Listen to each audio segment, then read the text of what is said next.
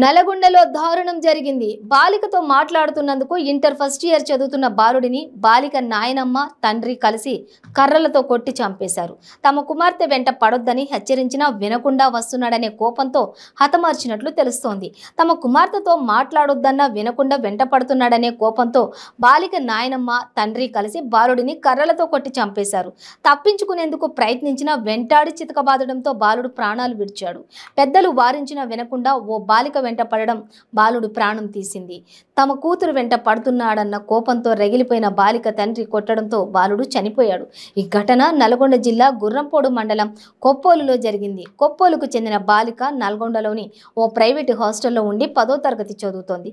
నల్గొండ జిల్లా కట్టంగూరు మండలం దుగినెల్లి వాసి ఇంటర్ మొదటి సంవత్సరం పూర్తి చేసిన బాలుడు ప్రేమ పేరిట ఆమె వెంట పడుతున్నాడు. బాలుడు ఇద్దరి స్నేహితులతో కలిసి కొప్పోలుకు వచ్చి బాలిక ఇంట్లోకి వెళ్ళాడు. ఆ సమయంలో మిగిలిన స్నేహితులు ఇంటి వెలుపల ఉన్నారు.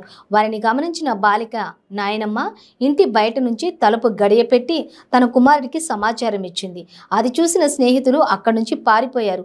ఆవేశంతో కుటుంబ సభ్యులతో కలిసి అక్కడకు చేరుకున్న బాలిక తండ్రి తలుపు తీసి బాలుడిని కర్రలతో తీవ్రంగా కొట్టారు. తీవ్ర గాయాలతో బాలుడు అక్కడికక్కడే మృతి చెందాడు. నల్గొండ హై స్కూల్లో చదివే సమయంలో బాలికతో పరిచయం ఏర్పడినట్లు తెలుస్తోంది. ఆమె కుటుంబ సభ్యులు బాలుడిని పలుమార్లు హెచ్చరించినట్లు చెబుతున్నారు. 6 నెలల క్రితం షీటీఎంకు ఫిర్యాదు చేయగా పోలీసులు అతడిని నల్గొండకు పిలిపించి మందలిచ్చినట్లు తెలుస్తోంది. ఉపాధి నిమిత్తం బాలుడి తల్లిదండ్రులు సూరత్ వలస వెళ్లారు. సోదరి వద్ద ఉంటున్న బాలుడు బాలిక వెంట పడడం మానలేదు. ఈ క్రమంలోని హత్య జరిగినట్లు చెబుతున్నారు.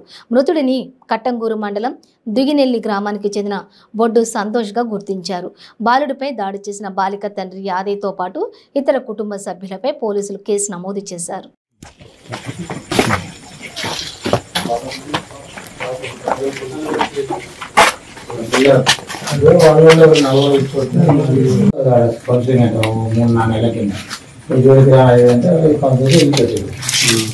అయిపోయిన తర్వాత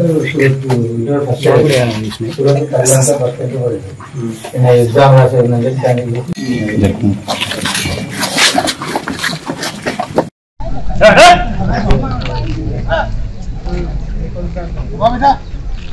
అన్నాడు